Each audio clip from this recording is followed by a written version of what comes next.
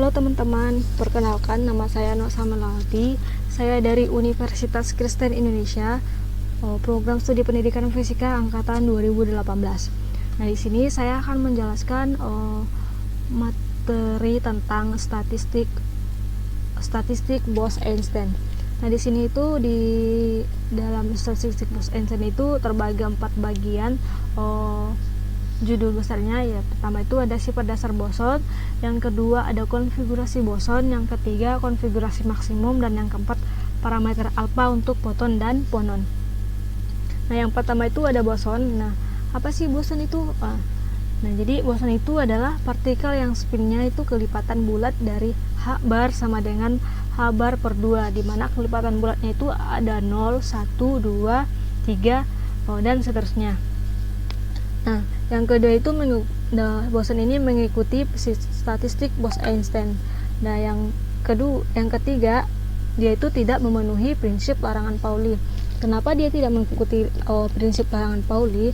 Karena eksklusi Pauli ini satu tingkat energi atau keadaan energi dapat diisi dua partikel, asalkan partikelnya itu yang satu spin up dan yang satu lagi spin down. Jadi boson ini tidak memenuhi prinsip larangan Pauli. Nah, yang ketiga ini boson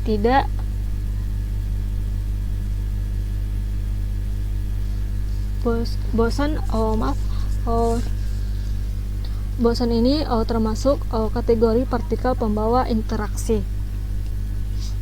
Untuk selanjutnya itu ada sifat-sifat dasar boson. Nah, sifat-sifat dasar boson ini kita ketahui sifat fisis assembly dari boson ini dengan mengetahui bagaimana penyusunan sistem pada tingkat-tingkat energi itu.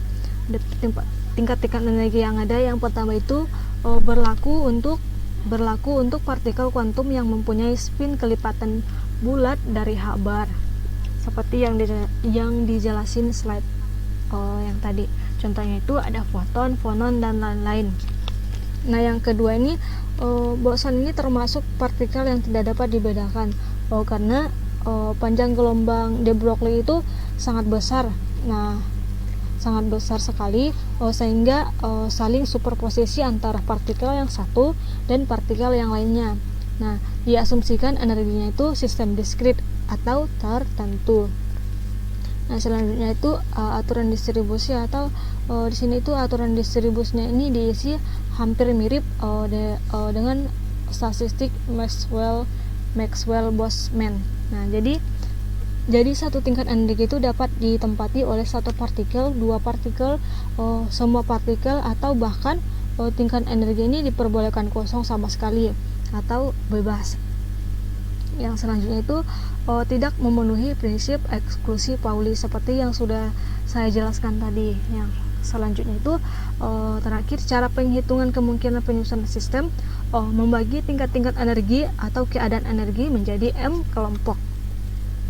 Nah, di sini tuh ada tabel, dapat kita lihat dari tabel ini ada kelompok 1, kelompok 2 sampai dengan kelompok M. Ada jumlah keadaan, ada energi, jumlah sistem dari jumlah keadaannya itu ada G1, G2 sampai dengan Gm. Begitu juga untuk energi dan jumlah sistemnya.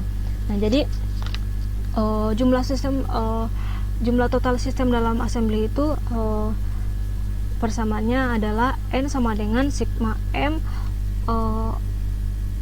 sigma S sama dengan 1 sama dengan MNS. Jadi itu dalam persamaan ini dapat kita misalkan atau kita jumlahkan semua jumlah sistemnya dari jumlah total sistem. Misalnya kita jumlahkan N1 ini untuk jumlah sistem N1, N2 ditambah N2 ditambah N3 sampai dengan Nm. Jadi jumlah total sistem ini dapat mendapatkan persamaan seperti ini. Jumlah totalnya menjadi seperti ini. Untuk energi total assembly persamaannya yaitu U sama dengan sigma S sama dengan 1 sampai dengan M NS dikali ES. Nah, di sini tuh kita misalkan energinya itu kita jumlahkan dari E1, E2, E3 sampai dengan EM. Jadi kan energi total misalnya di dalam kelompok 1 itu ada 3 sistem yang mempunyai energi E. Berarti jumlah total yang ada di kelompok 1 ini adalah 3 dikali dengan N1. Nah, kemudian misalnya di kelompok 2 jumlah sistem ini misal ada 4 partikel. Nah, 4 partikel ini masing-masing mempunyai E2, berarti jumlah total masing-masing yang ada di kelompok 2 ini adalah M dikali dengan E2. Kalau saya misal ditentukan semuanya untuk semua jumlah sistem dan jumlah energi yang ada, berarti energi total assembly itu menjadi persamaan ini. Energi total assembly ini adalah U sama dengan sigma F sama dengan 1 sampai dengan M NS dikali E. Nah, di selanjutnya itu ada gambar di sini. Gambar dari tingkat energi ini atau tingkat keadaan energi dari E1 sampai EM, kemudian kita bagi menjadi beberapa kelompok. Dari kelompok 1 dapat kita lihat di sini ada dari kelompok 1, kelompok 2 sampai dengan kelompok KM. Nah, kalau kita misalkan di sini itu atau kita tinjau, dapat kita lihat bahwa yang garis-garis merah ini dinamakan tingkat keadaan energi. Jadi kalau kita hitung tingkat keadaan energinya itu 1, 2, 3, 4, 5, 6, 7, ada 7 tingkat keadaan energi. Nah, selanjutnya itu ada konfigurasi boson. Nah, dimulai dengan menurunkan statistik untuk boson.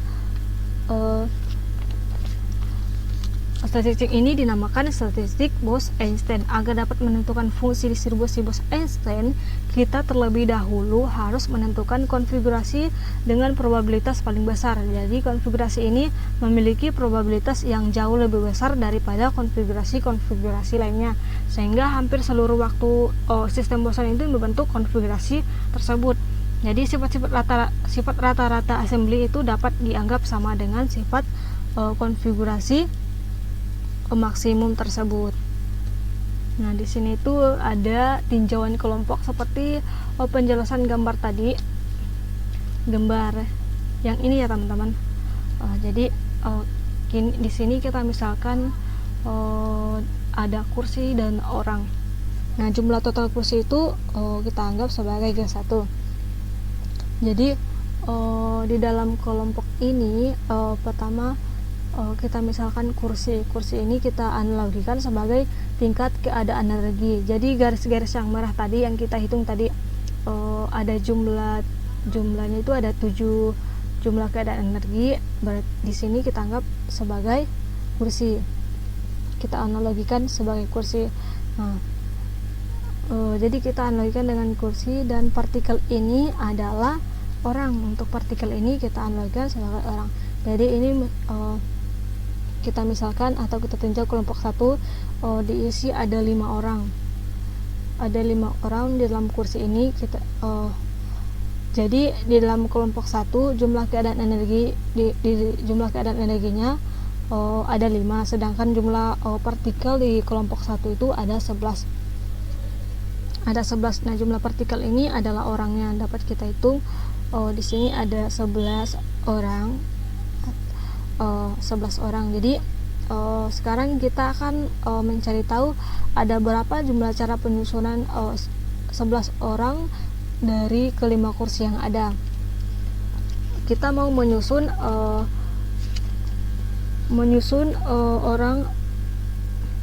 menyusun 11 orang ini ke 5 kursi yang ada. Berarti satu kursi bisa saja diisi 2 atau satu kursi diisi dengan 3 orang. Bisa juga cara, dan masih ada banyak lagi cara penyusunan, dan kita mencari tahu yang namanya banyak penyusunan itu beberapa banyak kuantitasnya, dan atau seberapa jauh jumlah total kursi itu yang ada dari G1.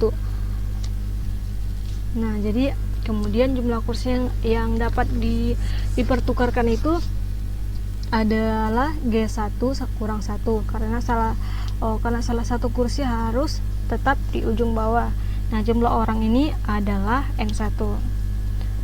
Terus selanjutnya jumlah benda atau kursi plus orang yang dapat dipertukarkan adalah G1 dikurang 1 plus N1. Nah, selanjutnya jadi jumlah cara penyusunan benda yang dilakukan adalah G1 tambah N1 dikurang 1 faktorial. Nah, untuk sistem boson ini tidak dapat dibedakan satu dengan yang lainnya, sehingga pertukaran sesama orang dan sesama kursi tidak menghasilkan penyusunan yang berbeda. Jadi jumlah cara penyusunan G1 tambah N1 dikurang 1 faktorial harus dibagi dengan jumlah pertukaran kursi G1 faktorial dengan jumlah pertukaran orang sebanyak N1 faktorial. Sehingga jumlah cara penyusunan N1 boson ke dalam G1 keadaan energi pada kelompok 1 didapatkan persamaan G1 ditambah N1 dikurang 1 faktorial per N1 faktorial dikali G1 faktorial. Nah, hal yang sama juga berlaku untuk kelompok 2 dan kelompok 3. Jadi ini kita totalkan cara penyusunan sistem-sistemnya ke dalam energi assembly boson, sehingga menjadi persamaannya seperti ini. Kita ubah lagi dari perkalian dari kelompok 1, kelompok 2, kelompok 3 sampai dengan kelompok M. Jadi untuk jumlah total cara penyusunan sistemnya W sama dengan gamma S atau perkalian S sama dengan 1 sampai dengan M GS ditambah NS dikurang 1 faktorial per NS faktorial dikali GS faktorial. Nah, selanjutnya itu ada konfigurasi boson. Nah, konfigurasi maaf teman-teman, ada yaitu konfigurasi maksimum. Nah, di sini selanjutnya konfigurasi dengan probabilitas maksimum ini tujuannya untuk mencari konfigurasi dengan probabilitas paling maksimum. Nah, alasannya konfigurasi yang dibentuk oleh sistem-sistem dalam assembly boson yang menghasilkan besaran mikroskopik adalah konfigurasi dengan probabilitas paling maksimum tersebut. Nah, jadi ada banyak sekali cara penyusunan, tetapi kita mau mencari tahu cara penyusunan yang paling sering muncul. Nah, cara penyusunan yang mempunyai probabilitas yang maksimum ini karena tujuan dari fisika statistik ini kan kita tahu supaya bisa membawa besaran makroskopik ke makroskopik bisa membawa ke besaran statistik dari statistik ke termodinamika.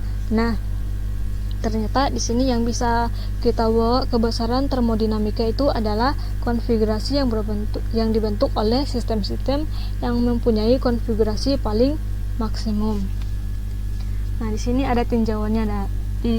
Dari tinjauan ini assembly boson yang terisolasi di mana tidak terjadi pertukaran partikel dan energi antara assembly dengan lingkungannya. Yang pertama itu tidak ada perubahan jumlah sistem atau jumlah sistem N konstan. Jadi di mana persamaannya delta N sama dengan sigma S sama dengan 1 sampai dengan M, delta NS itu sama dengan 0. Yang kedua, tidak ada perubahan energi atau energi untuk U konstan, delta U sama dengan sigma S sama dengan 1 sampai dengan M ES dikali dengan delta NS sama dengan 0. Nah, caranya itu yang pertama mencari kumpulan NS sedemikian rupa sehingga W ini maksimum. Cara memaksimalkan W dengan memaksimalkan len W. Nah, di sini tuh ada cara menghitung len W. Nah, dari persamaan tadi yang ini teman-teman, persamaan W ini kita hubungkan, kita gabungkan len W nya sehingga persamaannya menjadi seperti ini. Len W sama dengan len Jadi untuk menghitung len W-nya menghasilkan kalau kita gabungkan, semisal kita gabungkan dari persamaan dari len W ini persamaan W-nya yang tadi itu, sehingga menjadi persamaannya len W sama dengan len gamma S sama dengan 1 sampai dengan M kali GS ditambah NS dikurang 1 faktorial per NS faktorial dikali dengan GS faktorial. Nah, jadi kita substitusikan lagi menjadi seperti ini. Jadi seperti ini dari G1, G2 sampai G3. Dan kemudian kalau kita saya misalkan perkalian ini kita ubah menjadi penjumlahan, dia akan menjadi seperti ini. Seperti ini dari penjumlahan kelompok 1, penjumlahan kelompok 2 dan kelompok 3. Sehingga len perkalian itu bisa kita ubah menjadi penjumlahan, jadi sigma S sama dengan 1 sampai dengan M len GS ditambah NS dikurang 1 faktorial per NS faktorial dikali GS faktorial. Nah, kalau selanjutnya itu kita substitusikan lagi dari perkalian ini. Kalau kita keluarkan dari sini, kita ubah dia jadi ke atas, maka dia akan jadi pengurangan, sehingga persamaannya menjadi seperti ini.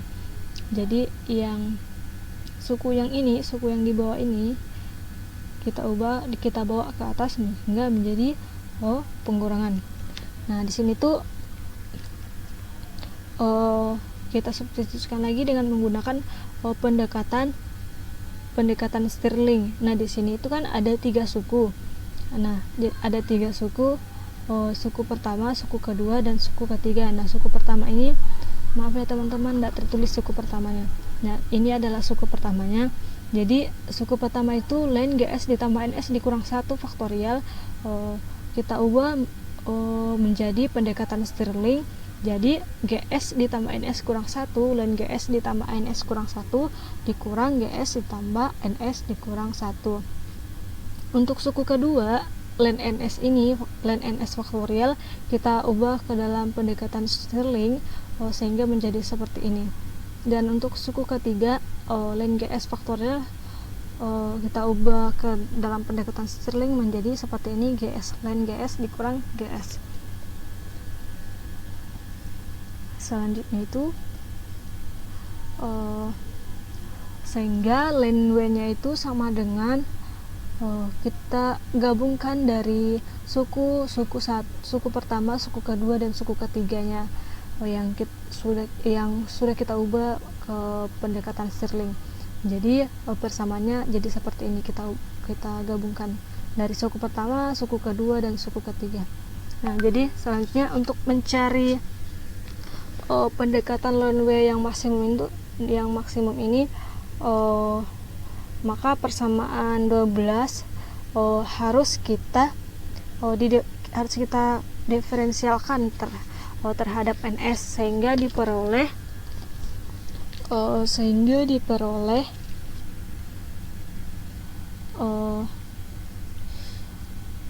delta per NS len W sama dengan delta NS sigma S sama dengan 1 sampai dengan M. Kita masukkan persamaan untuk len W nya yang di atas, jadi seperti ini, seperti persamaan 13 ini. Jadi seperti persamaan 13 ini, dan kita substitusikan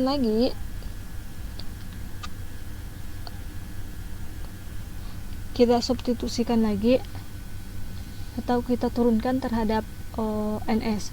Nah, kita turunkan terhadap NS sehingga menjadi persamaannya jadi seperti ini. Untuk suku pertama, suku kedua, dan suku ketiga kita turunkan. Terus kita turunkan hingga menjadi persamaannya menjadi seperti ini. Nah, dari sini itu kita turunkan dia terhadap NS hingga dia menjadi seperti ini. Dan hasil akhirnya persamaannya menjadi kita substitusikan satu per satu atau kita turunkan satu per satu, kita turunkan terhadap ns, sehingga persamaannya menjadi sigma S sama dengan 1 sampai dengan M ln GS ditambah NS dikurang 1 per NS. Nah, dengan demikian ln W ini diturunkan terhadap NS adalah delta per delta NS ln W sama dengan sigma S sama dengan 1 sampai dengan M ln GS ditambah NS kurang 1 per NS. Ini untuk persamaan 14.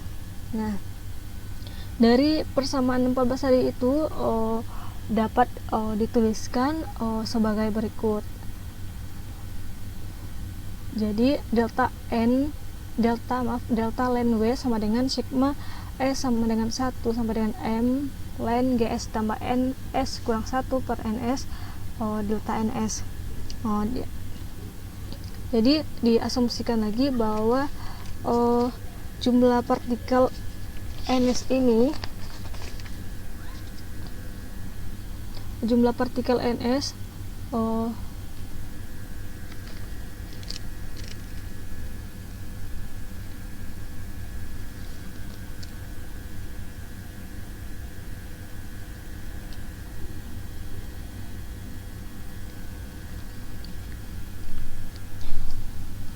jadi jumlah partikel ini NS sangat lebih besar daripada 1.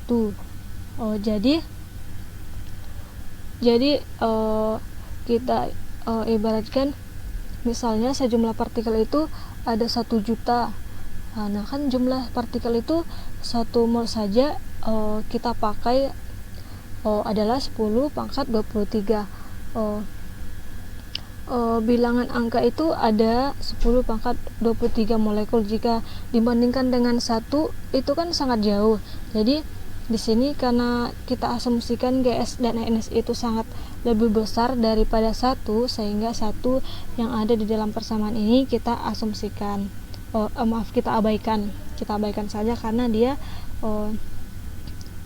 sangat lebih besar dari 1 NS ini dan GS ini, sehingga persamaannya menjadi delta NS W sama dengan sigma S sama dengan 1 sampai dengan M ln GS ditambah NS per NS delta NS. Jadi satunya kita abaikan. Nah, selanjutnya karena asambly yang ditinjau berupa asambly terisolasi, maka syarat batasnya adalah energi dan jumlah partikel dalam asambly adalah konstan.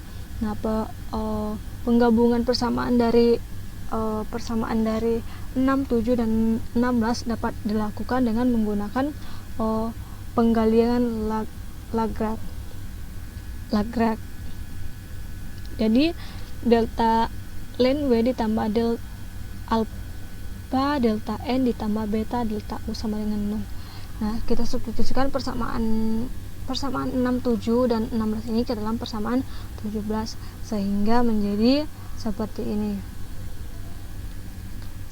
teman-teman. Jadi sigma S sama dengan 1 sampai dengan M ln GS tambah NS per NS ditambah alpha ditambah beta ES dikali delta NS sama dengan 0. Nah, dari persamaan 18 ini harus sama dengan 0 untuk semua nilai delta NS ini, sehingga suku yang di dalam kurung itu harus 0.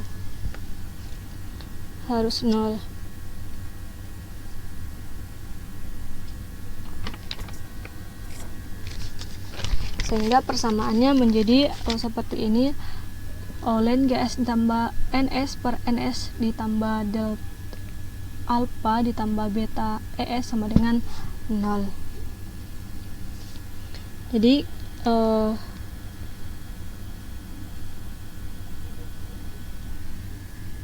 di sini kita mau mencari NS-nya, sehingga kita ubah lagi di sini ln GS ditambah NS per NS sama dengan min, kita pindah ruas yang alpha dan betanya, sehingga dia menjadi min alpha dikurang beta ES.